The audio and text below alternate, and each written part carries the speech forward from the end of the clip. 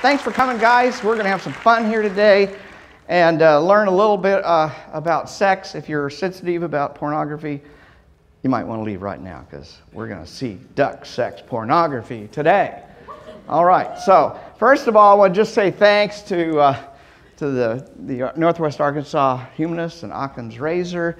And I know darn well, because I've done 3 of these kinds of conferences, how much work everybody's done. Jason and Alex have done among many others. But thanks a lot for all the hard work you've done, Alex. Thank you. All right, so let's begin with a little unpaid political announcement. I'm the founder of Recovering from Religion, and I don't think we've got a Recovering from Religion group right here in Kansas City. Right here in Northwest Arkansas. So I'd really like you to go online, look at recoveringfromreligion.org, see if maybe you might be a person that would like to start one of our groups. These groups help people deal with the trauma of leaving religion. Our motto is, thousands of groups will help you into religion. We're the only ones that will help you out. That's our motto. And we have hundreds of meetings. This map is way out of date, actually. Hundreds of meetings around the world, Australia, New Zealand, Canada, the United Kingdom, and of course throughout the United States. And they meet roughly once a month. And what we find is people come to our meetings for 2 or 3 times, and then they join the humanists, or they join the atheists, or they join the skeptics group. So we don't get to keep them very long, but we help them deal with the issues that are important to them. And I have a big announcement that you guys are going to be about the first people outside of Utah to know. Our executive director, Sarah Moorhead, yesterday about 7 o'clock at night, I found out that she was named the Atheist of the Year by the American Atheist Association. And this is absolutely thrilling. Sarah works about 40 to 80 hours a week as the executive director of Recovering from Religion, and she doesn't get paid a dime. I mean, she doesn't get paid anything. We don't pay anybody on our staff. We're all slaves. But she's the one that slaves the most. She has put an incredible team together.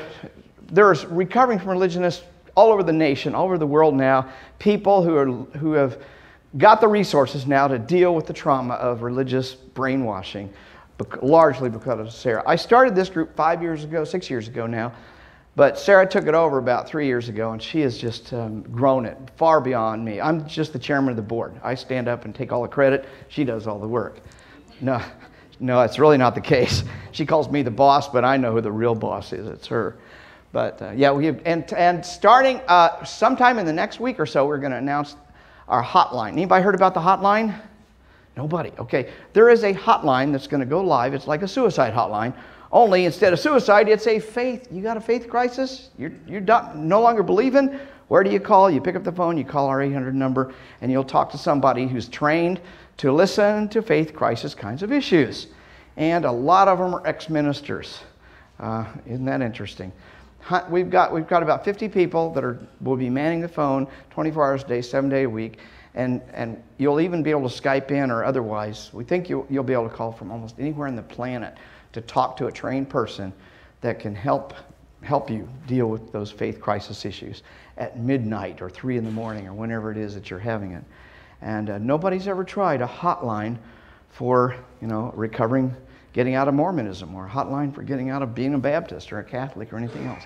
And that's all Sarah's doing as well. But Atheist of the Year, I can't tell you how exciting that was when I got that news last night. She's an amazing human being. In fact, somebody asked, who is she? And somebody else said, well, she's this, or this. Actually, she's just kind of like a superhero. Or she's a superwoman, right. Somebody said, she's really a superwoman, and I agree. She has 4 kids, and she homeschools them all, on top of all this other stuff.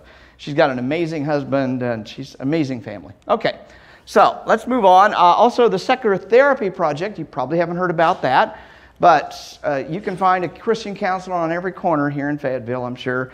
You have a hard time finding a secular counselor because they can't advertise. If a psychologist said, I'm a secular psychologist, no minister would refer to him, hospitals would stop referring to him, judges would stop referring to him, they would lose their entire practice.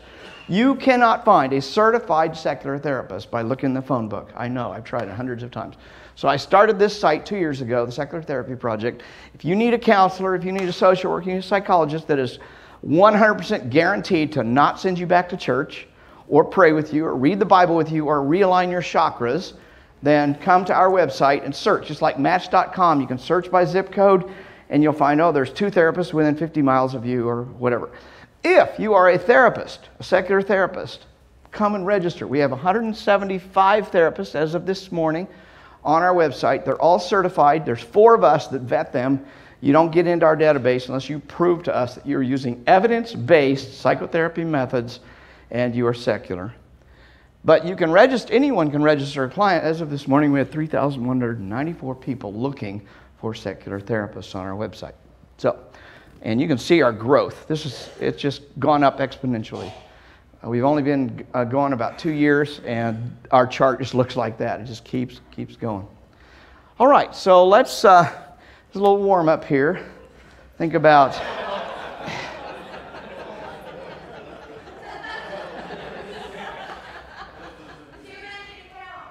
okay. All right. All right, so here's the deal. I have a very important question to ask you, and I want you to think carefully and then answer honestly. How many of you masturbate? I do. Okay, there's only a few liars in here. All right, good. All right. Now imagine, we did a lot of research on what causes people to masturbate, and this is what we found out. That sound about right?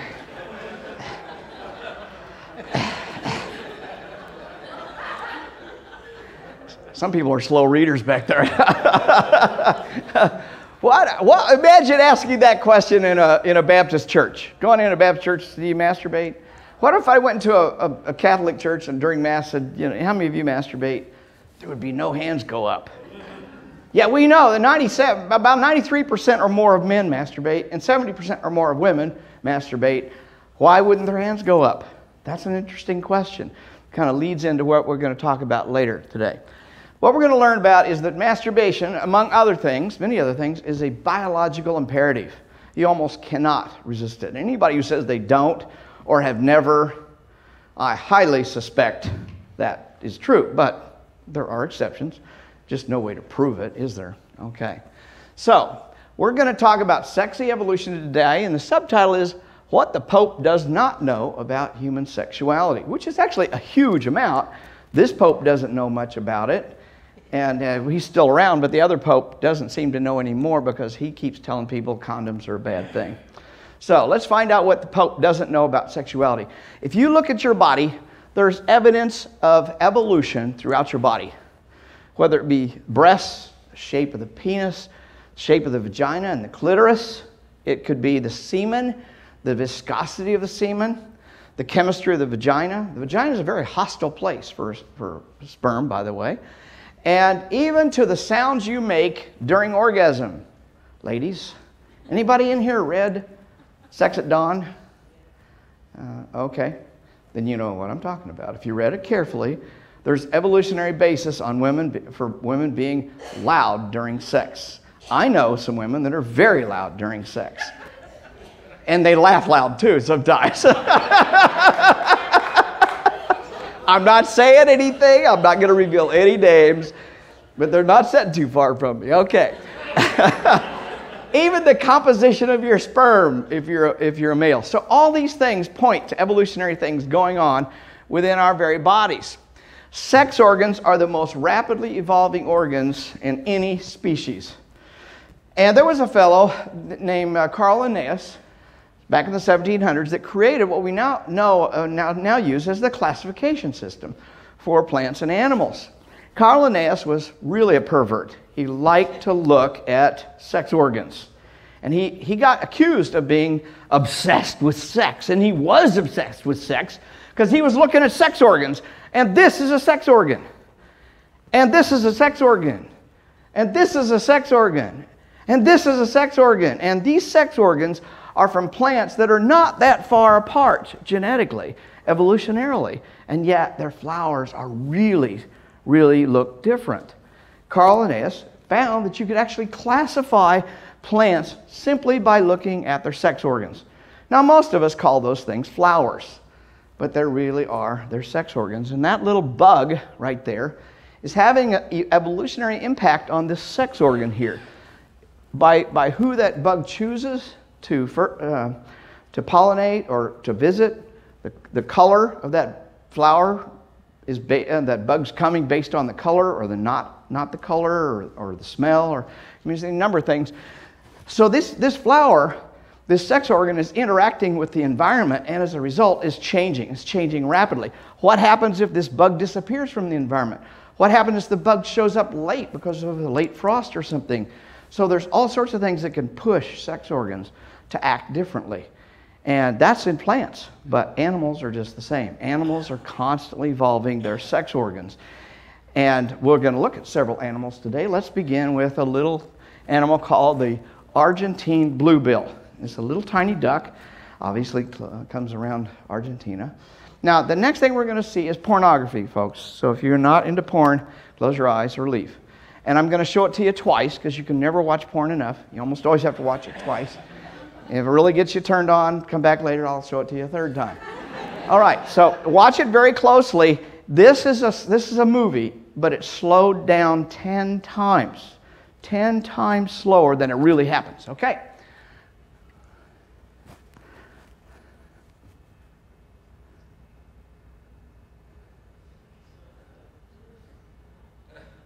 Boop. All right. All right.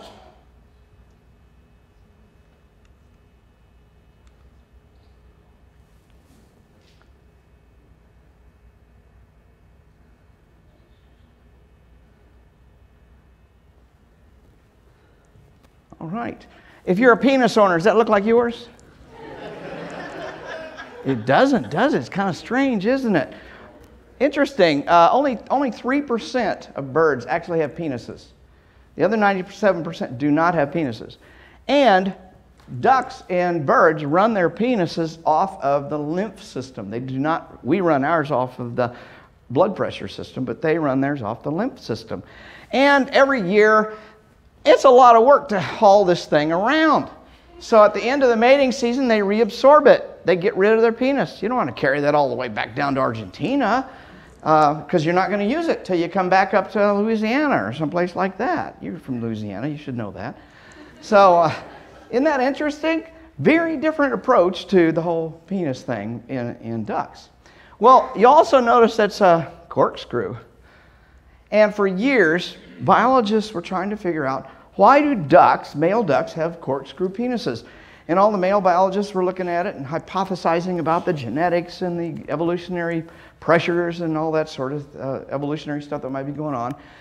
Until one day, a woman biologist out of the University of Edinburgh, Dr. Patricia Brennan, had a brilliant idea. She said, well, let's look at the female reproductive tract. Wow, what an idea. And she looked inside and she found an interesting thing. Here's what the female reproductive tract looked like. That's a female vagina from a duck. It's corkscrewed, but the opposite direction of the male. Corkscrewed the opposite direction of the males. That's the male penis.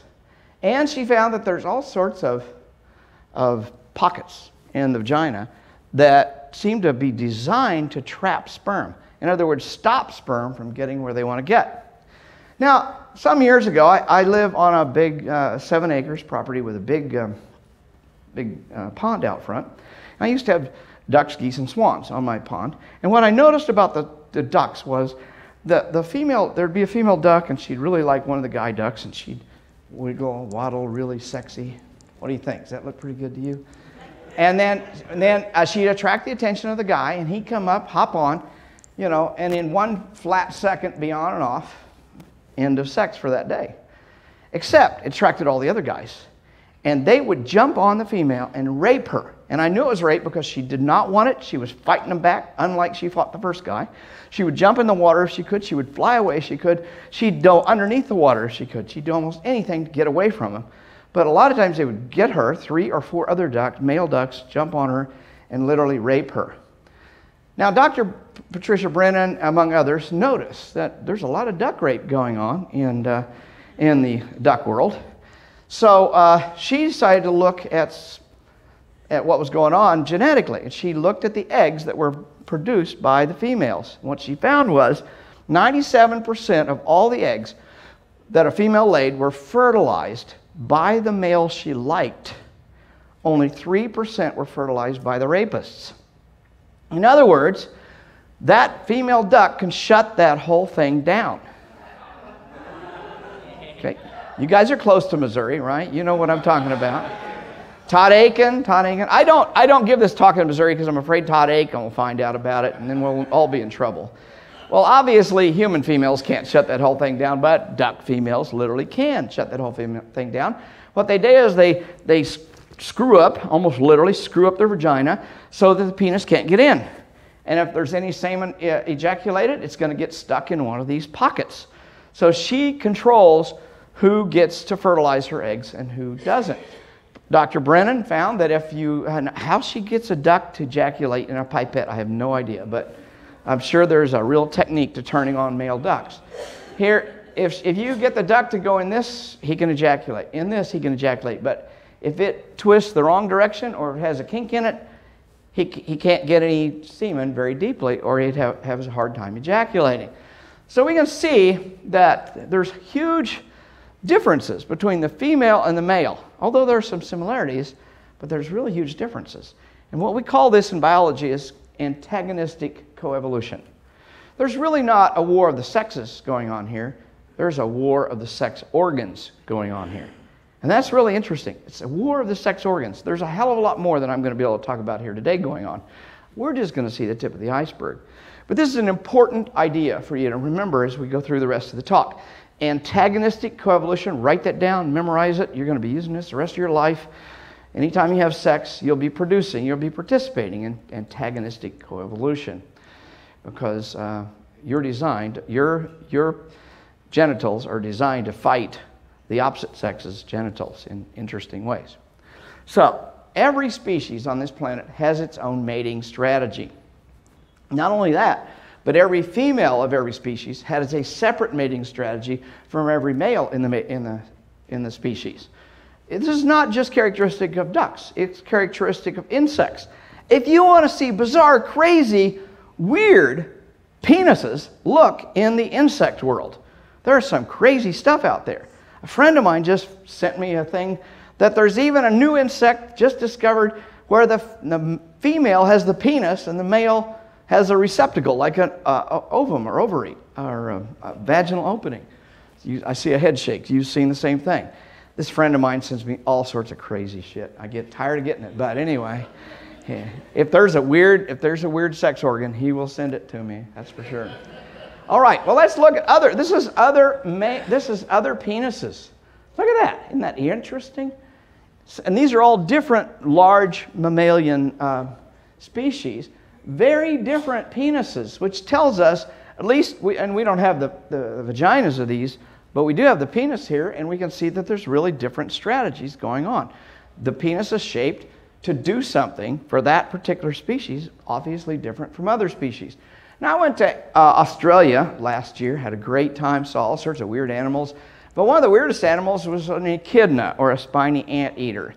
They're the cutest little guy, and you do not touch them because those are like porcupine quills right there, those white things. They got a tongue that's about that long, and they can stick it into an anthill and pull out the ants. Now, they've been separated by 45 million years from other mammals in Australia, so they are not an anteater in the sense that you and I think about it, and they're not a porcupine. They're their own creature. They've got their own strategies, obviously, and they've got their own mating strategy.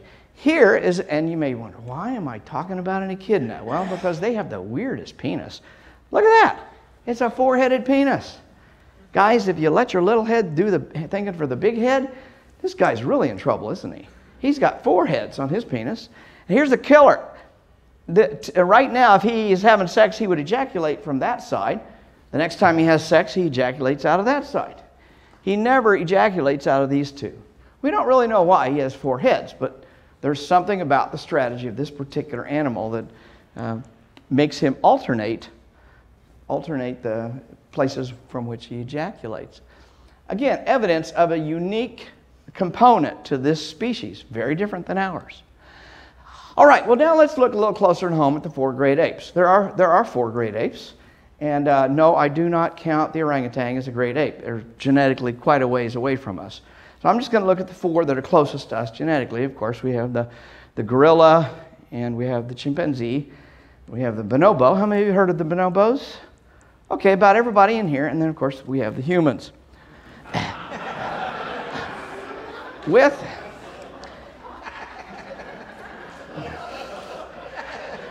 So if you look at penis size, just a quick guess here, which one belongs to the gorilla? We're not getting to porn yet. We're just going to use vegetables, and then we'll get to porn later.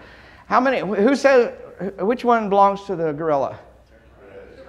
The reddish. Thank you. You're exactly right. Gorillas have a penis that's 1.25 inches to 1.5 inches at most. And they only use it about once a month. And not a whole lot of sex going on in those gorillas. All right, and which one belongs to the chimp and bonobo? The middle one. Yeah, and that's the human. Relative size, you know.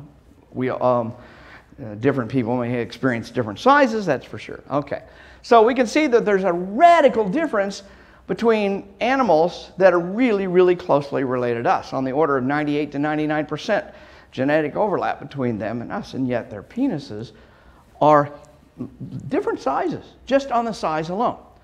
So let's look at the primate strategies, and let's begin with our traditional friend, the gorillas, the first one we're going to look at. Gorillas have a very traditional mating approach. First of all, they're a polygamous kind of mammal. In fact, virtually every mammal on this planet is polygamous. If you think of anthropomorphizing them here, one male, multiple females. There's almost no such thing as a monogamous mammal on this planet.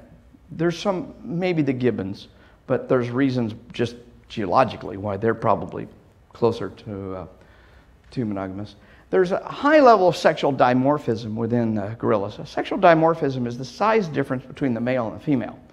If there's a huge size difference, then it's an indication that that particular species mating strategy is you'd have one male trying to dominate multiple females. Like in the elephant seal. The elephant seal is like 5 times, 10 times bigger than the females, and may dominate a dozen other females to mate exclusively with them.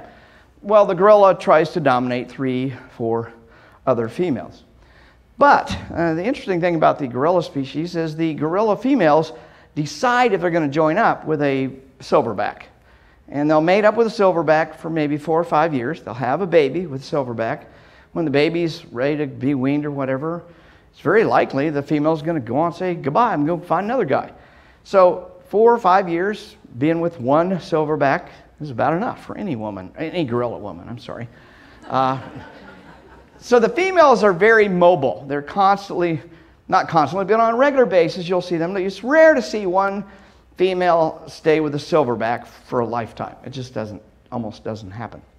Sex lasts less than a minute. So if you're unhappy with your sex life now, you might not want to be a gorilla. They also have very small testes size. Gorilla's testes are about half the size of ours because they only mate when the female is in estrus. Now I said right at the top that gorillas have a very traditional sexual strategy, and by traditional I mean much of what we saw here, but mainly here. Most animals on this planet only mate when the female is ready to be fertilized. My dog, she is a female. If she wasn't fixed, she would only mate when she's in estrus. That darned locust outside your window that's driving you nuts when you wake up in the morning or go to sleep at night is only going to mate one time in their whole life, and only when they are ready to be fertilized. That's the way almost every species on this planet is, with about 5 exceptions. There's only a handful of species that mate outside of estrus. So that's the gorilla. And the real issue here is that size does matter, just not penis size, body size. If you're a young blackback gorilla, you can hang around the troop. You better not try to mate with anybody or he'll beat the crap out of you. So you got to be careful and do it real sly on the side, which they do. Blackbacks do get a little nooky once in a while. All right, so sex can take on other functions besides simply reproduction. In the gorillas, sex is largely functions as a reproductive strategy only. But other groups, other species can take on other characteristics. For example, sex may be used for establishing dominance hierarchies. And we see this in a lot of primates. Create bonding to make sure that pairs or groups stay together, to reduce conflict or to reduce stress. So let's look at our next group, and that is these chimps. And I call this may the best sperm win. Chimpanzees produce copious amounts of sperm, far more than we do. They have a fairly large penis relative to their size, and they mate a lot. But the people who get to mate the most are the high status males with most of the females. The females actually seek out the highest status males.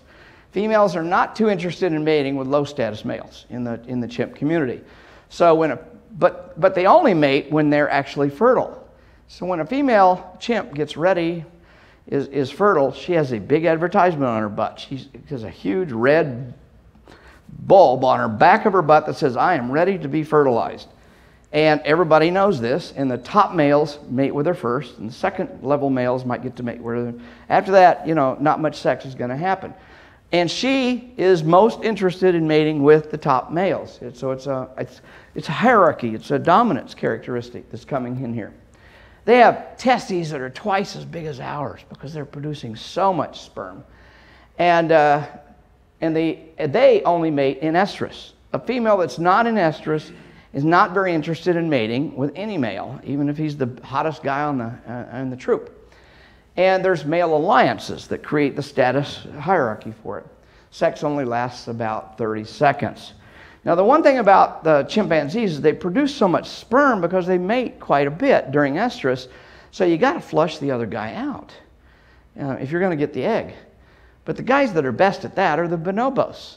How many of you have heard about bonobos? I think I saw almost everybody in here. Oh, there's a few that haven't. Okay. Well, the bonobos are about 10% smaller than the chimps. They live in a different area from the chimpanzees in Africa, and they have a very different culture, if you will, a very different culture. Instead of male-dominated culture, it's a female-dominated culture. Even though the females themselves are about 10% smaller than males, there's always a committee of 2 or 3 top females in the bonobo community. They rule the roost. If some young whippersnapper gets out of line, has too much testosterone going on, and gets in a conflict or a fight, the 3 females will gang up on him, beat the crap out of him, saying, "We don't behave like that around here." And he cools his jets. The fact is also that all the males stay their entire life with their mothers in the bonobo troop. The females are required to leave the troop when they become sexually active and rejoin another troop. Now, the way you get to join another troop is you have to seduce the top females.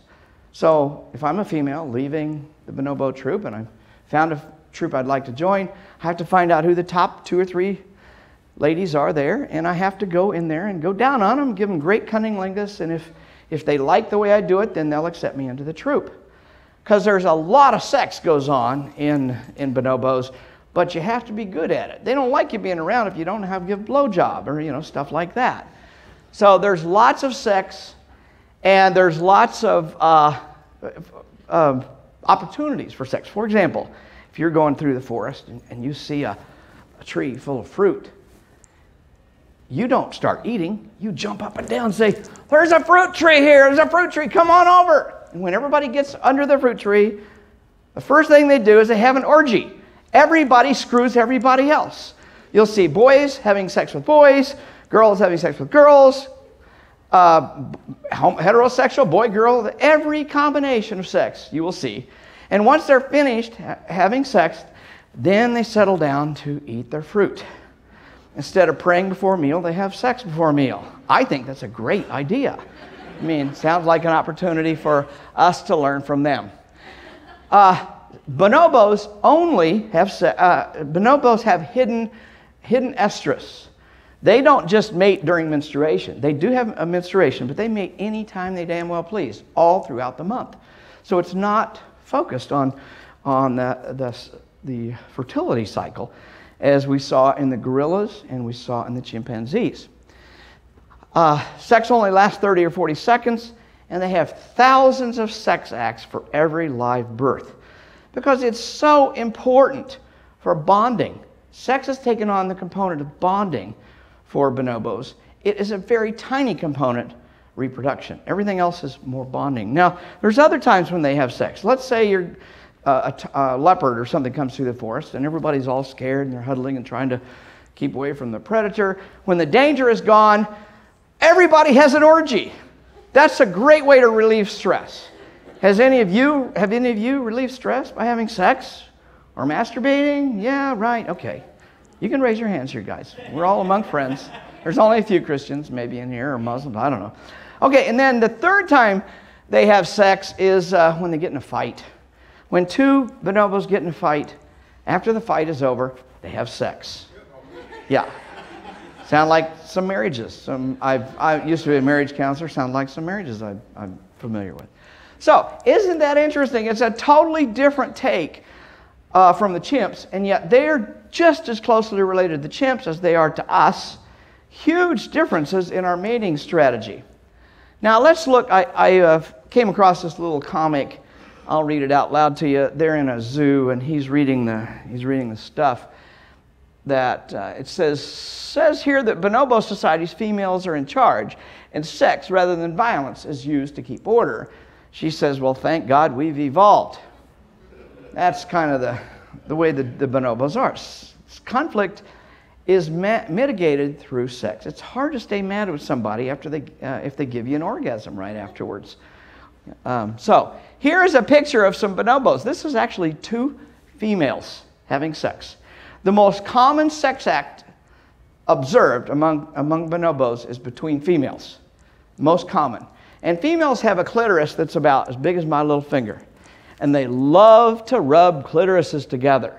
According to Franz de Waal, one of the world's experts on bonobos, their rubbing looks like, the facial gestures on females when they're rubbing their clitorises together looks a lot like humans, females, having orgasms. And they make noise too. So, here is two bonobos having sex. Chimpanzees prefer doggy style. Bonobos prefer missionary position. Now, let's imagine you are a homeschool Christian and you're walking through the San Diego Zoo where they have a troop of bonobos. And you just had your creationist story and Bible reading yesterday. And now you're going through and you see two bonobos French kissing each other, gazing into each other's eyes, and making love missionary style.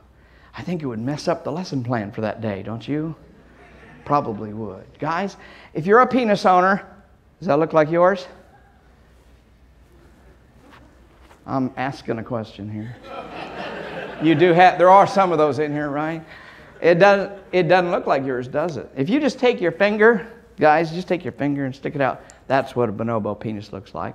It's also what a chimp penis looks like. They're very undifferentiated. They're just there to inject semen.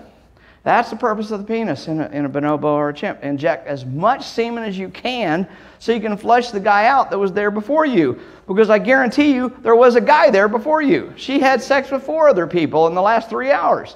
So if you want to get the egg, you got to keep semen in there.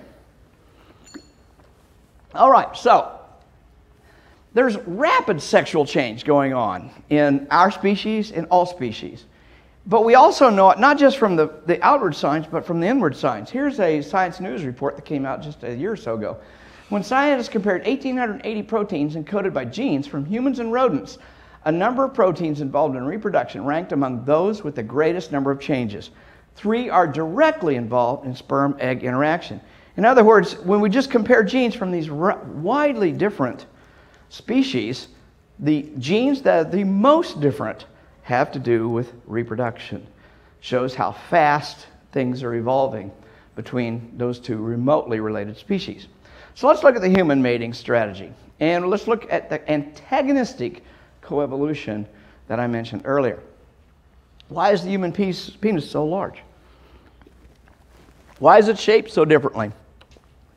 Why does sex last so long? Why do humans have testes that are larger than a gorilla's but smaller than a chimp's? Why do human sperm have different kinds of sperm? I'm not going to talk about that today, but it's kind of an interesting story.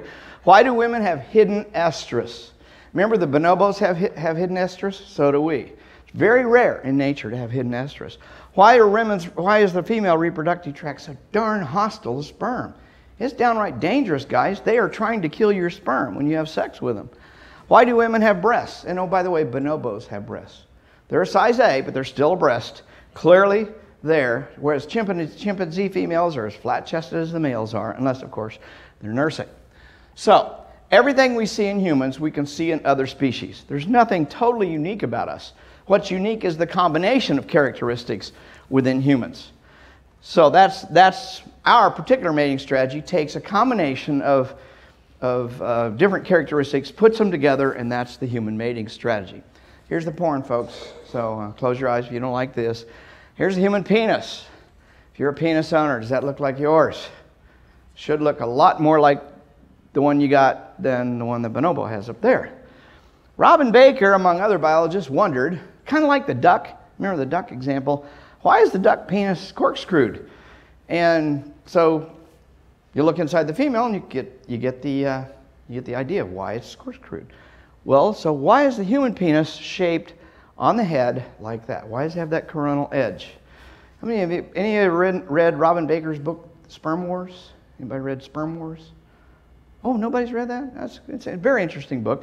Robin Baker was one of the few people that decided, I'm going to find out. He's a biologist at University of Manchester. Don't ask me why all this sex research comes out of England, but I think it has something to do with the fact that we don't do sex research on government dimes here in the United States.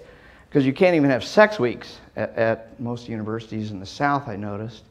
I went to Tennessee last week and spoke at Vanderbilt, and they had this huge hullabaloo that they were going to have sex week on the University of Tennessee's campus. Legislature got involved and passed a law that no state university in Tennessee can have a sex week, and if they do, we're going to take their money away from them. It's Tennessee, but you guys are right next to Tennessee, aren't you? All right, so that's the penis head. What Robin Baker did is he did what any good biologist did. He went down to the porn shop and he bought one of those fake vaginas. You guys, you know what that is, right? Fake vaginas and a really, really, really realistic dildo. And then he got different kinds of liquids, viscosity, levels of viscosity of liquid, and he injected it into the vagina. And then he took the dildo and he pumped it into the vagina to find out what would happen. What happened? 80% of all the liquid was pumped out of the vagina. 80%. In other words, that is a penis pump. It's designed to pump semen out of the vagina. Why the hell do you need to be pumping semen out of a vagina? You got to ask that question if you're Robin Baker. Well, what he found was somebody else was there before you. So instead of flush them out like the chimps and the bonobos do, we pump them out. Pumping out, 80% of the semen gets pumped out by our simple device called a penis with a coronal edge.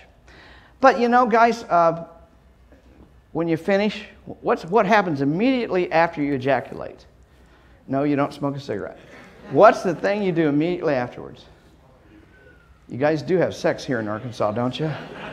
I have some Arkansas jokes I can tell if you don't start answering my questions here. What happens? Go limp. You go limp, just like that, right? Just goes limp. Because you don't want to pump your own semen out, do you? The purpose is to pump the other guy's semen out of the vagina, not your semen, so you go limp rather quickly. And there's a whole lot of other things that you do. You don't even know you're doing it.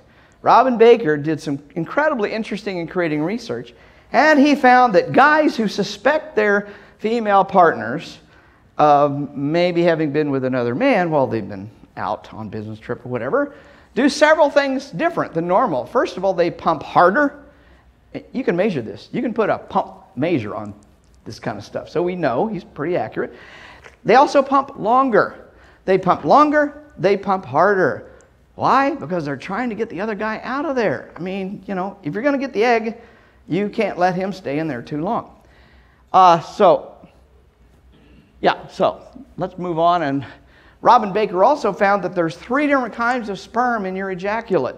And these sperm function in different ways. This was very controversial when it first came out. And I don't even know why it was so controversial, because we have known that there's different kinds of sperm in other species for decades. This is not new. But this myth that we humans are somehow different than other animals even pervades the biology world, the sexology world. Robin Baker found that there's about 10 to 15% of your sperm are designed to get an egg, but the rest do other things, there's a big majority are warrior sperm. They have a protein that is designed to seek out, identify foreign sperm and kill those foreign sperm.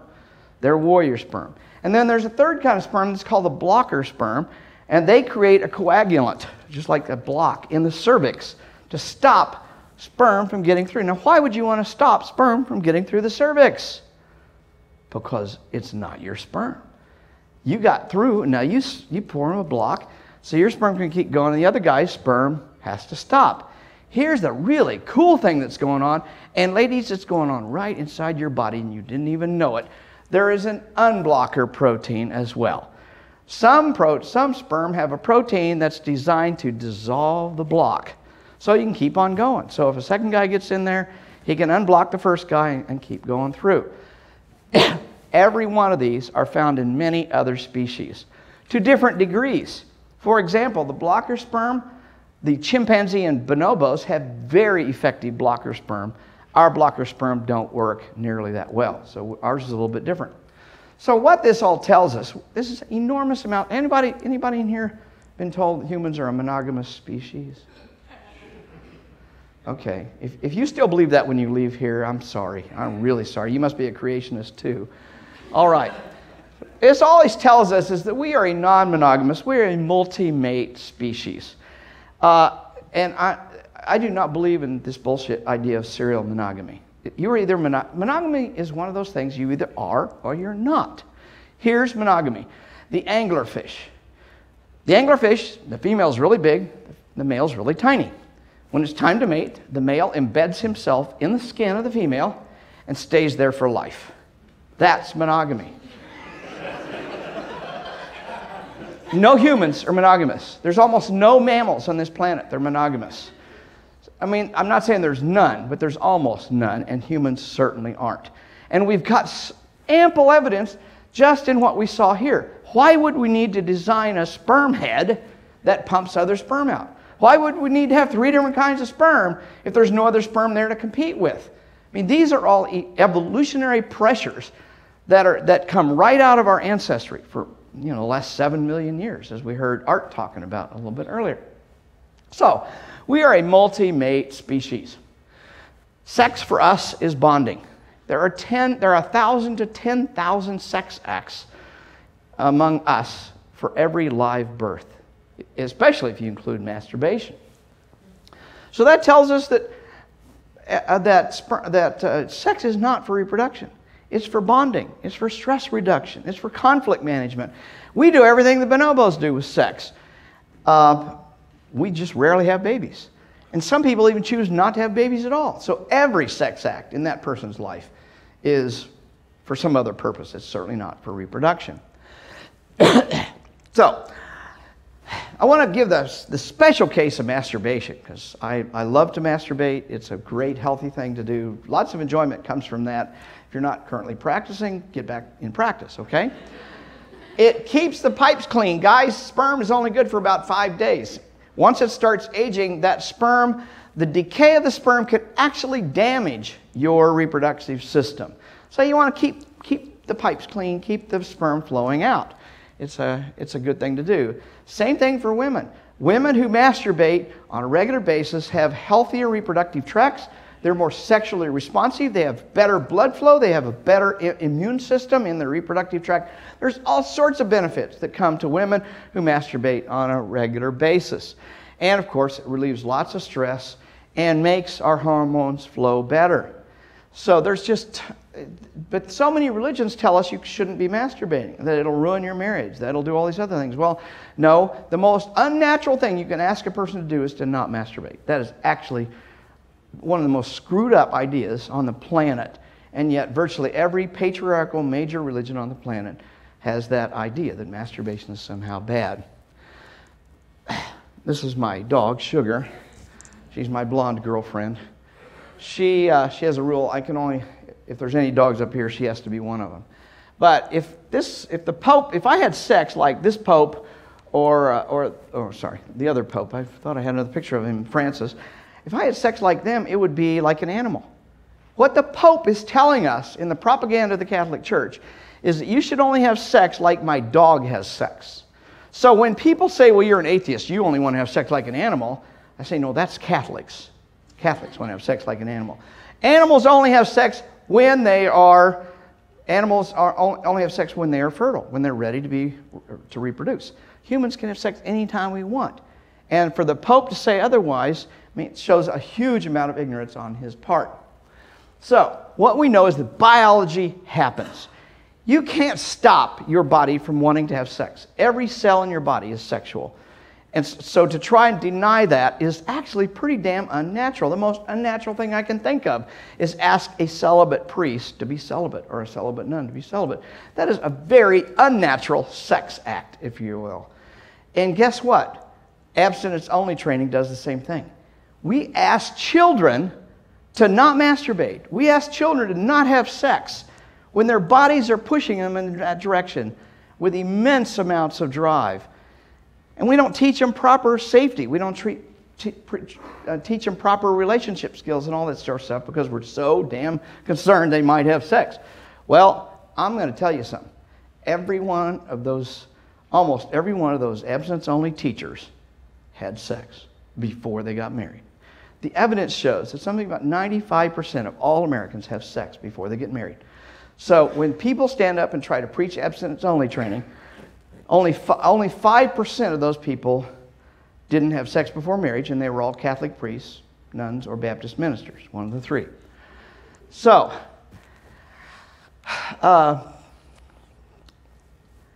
what I see is a lot of evidence for sexual repression. What we see is when you look at the top porn searches in the United States, what are the number 1 and number 2 states? Utah and, well, that would be a good guess, but no. Utah and Mississippi. The 2 most religious states in the nation also had the most porn searches in the nation by some percent. I mean, it's not a huge difference, but it's definitely different. We also know, if you just look at the religiosity, going back to something related to what you talked about, Art, earlier, the more religious a state is, the higher the porn search, number of porn searches. That's not to say that the atheist states like Massachusetts or New Hampshire aren't searching porn too, just not nearly as much as Mississippi and Utah, which is some evidence that the sexual repression of these religious states is having a direct impact on people's behavior. So, imagine if there were no religion in the world. We would have age-appropriate sex education for all children. Women's sexuality and their sex drive would be seen as perfectly normal. Women would not be shamed for expressing their sexuality more than men do. Sexual orientation would be no big deal. I don't give a shit what your sexual orientation is. Have fun. Be a human being. That would be the attitude if there were no religion on this planet. Women would feel safe, and rape would be extremely rare. Again, going back to some of the research that Art cited, but even extending that, rape statistics, the lower the religiosity in a country, the lower the rape rate in that same country. Same thing is true of the United States. The less religious a state is, the less rapes there are in that particular state. So this is evidence of the expression of repressed sexuality through things like rape or porn searches and stuff like that. There would be no shaming for abortion. There's absolutely no reason for a woman to feel ashamed if she made the choice to have an abortion. It's her body, it's her choice.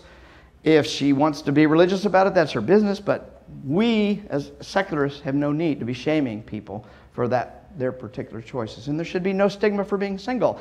Any of you been stigmatized in for not getting married? When are you going to get married? Yeah. Or stigmatized for not having kids.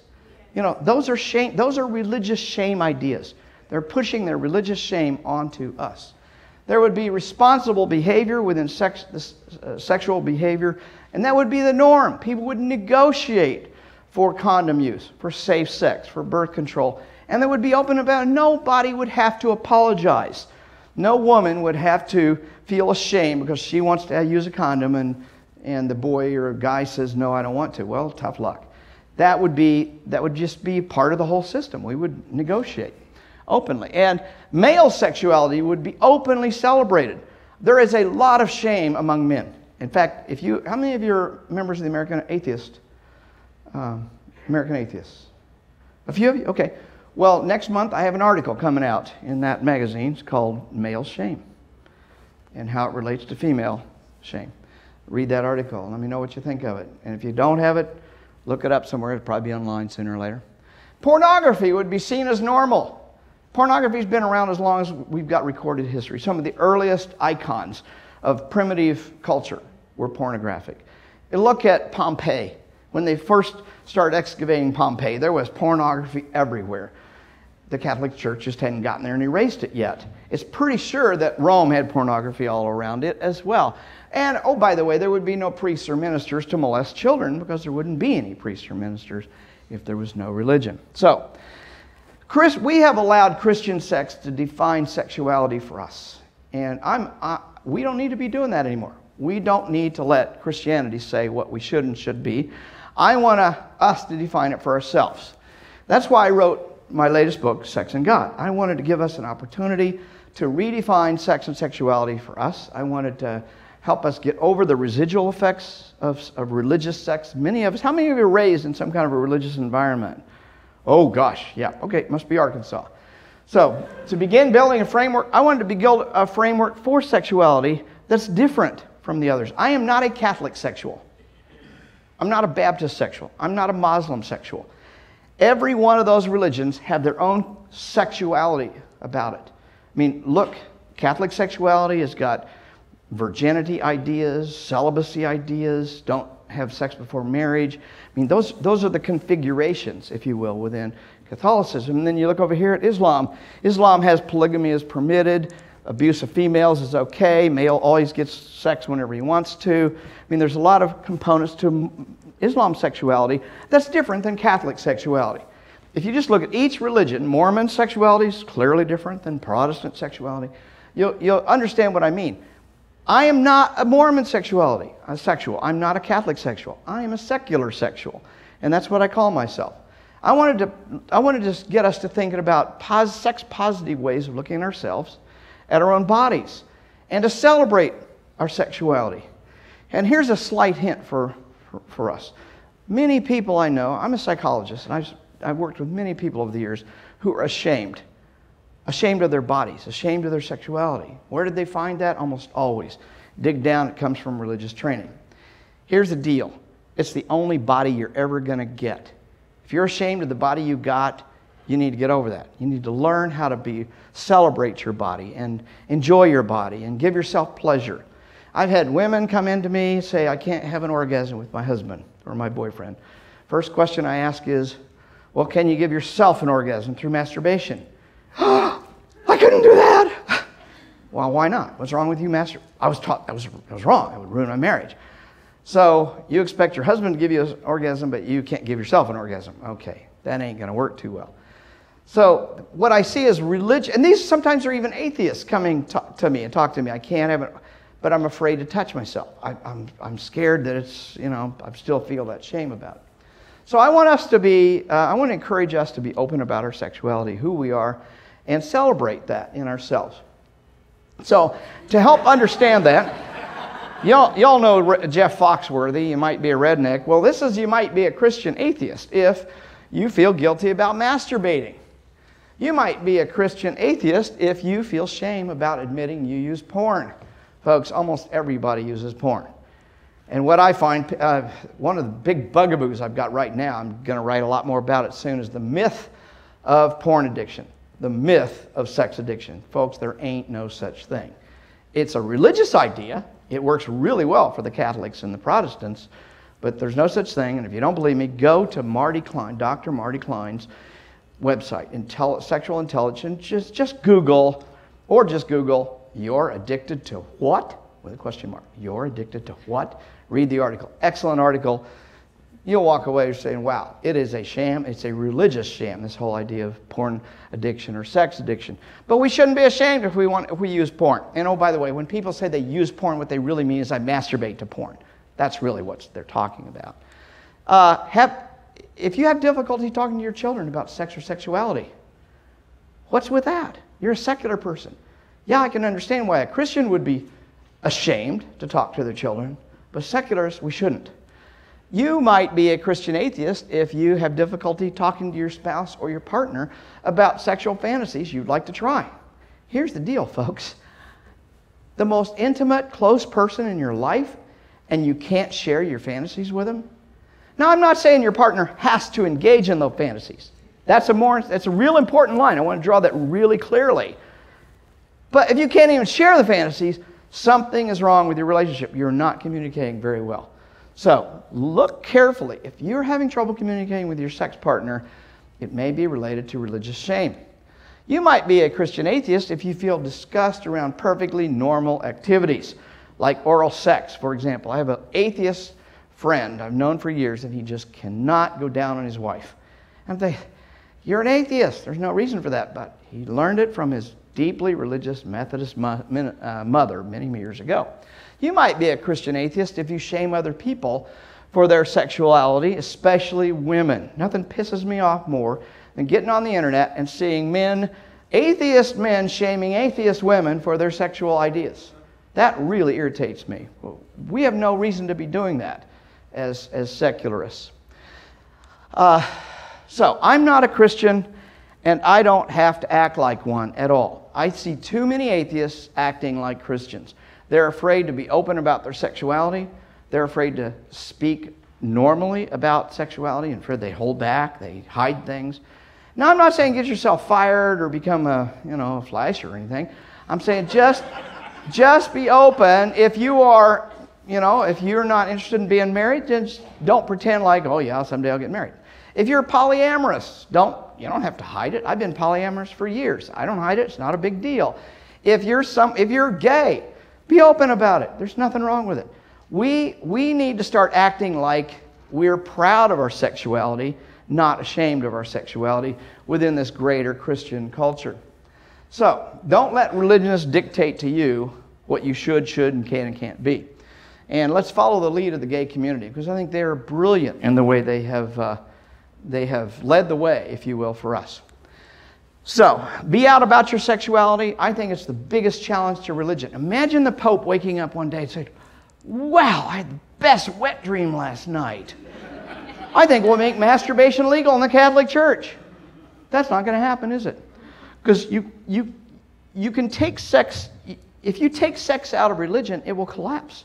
The Catholic Church has nothing to stand on without deeply sexual ideas, like virginity, like celibacy, like not having sex outside of marriage. Those are ideas that if they adopted would kill the entire religion. Same thing is true of Baptists and people like that.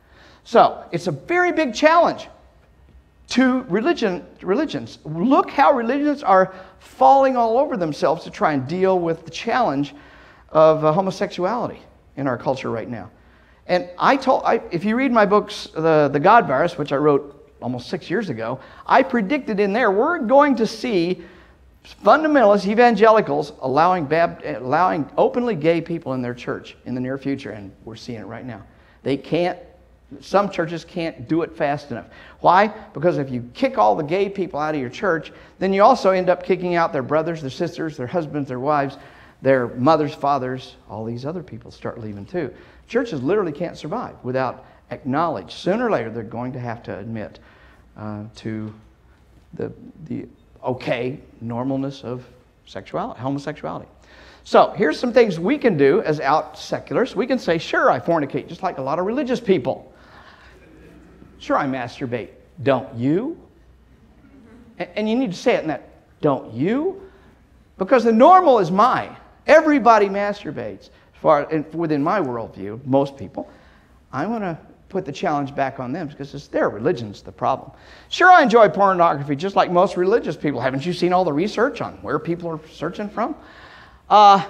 Control of women's behavior and bodies is what all the major religions are trying to do. They're trying to control women. They're trying to control women's behavior and their bodies. And we can challenge this. And we can use it with very simple terms. Here's a way to challenge it. A woman might say to some religious person or person who challenges their sexuality, they might say, well, I take birth control because I like sex, inside or outside of marriage, just like Rush Limbaugh and Newt Gingrich do. How many wives has this guy had? How many lovers? This guy had Dozens, maybe hundreds of lovers. His own staff said they had come knock on his window to get him out of the car to go make a campaign speech when he was a congressman.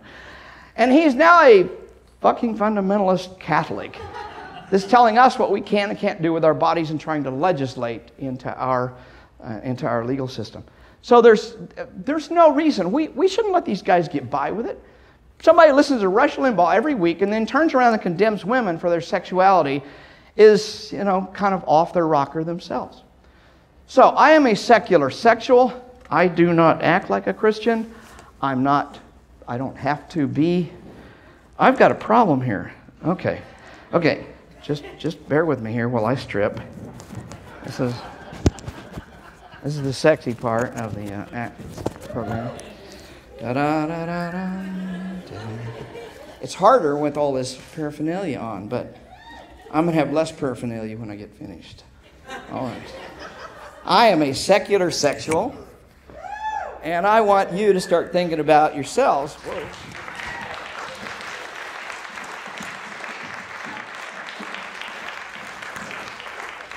I want you to think of yourselves as a secular sexual. Thanks a lot. It's been great talking to you today.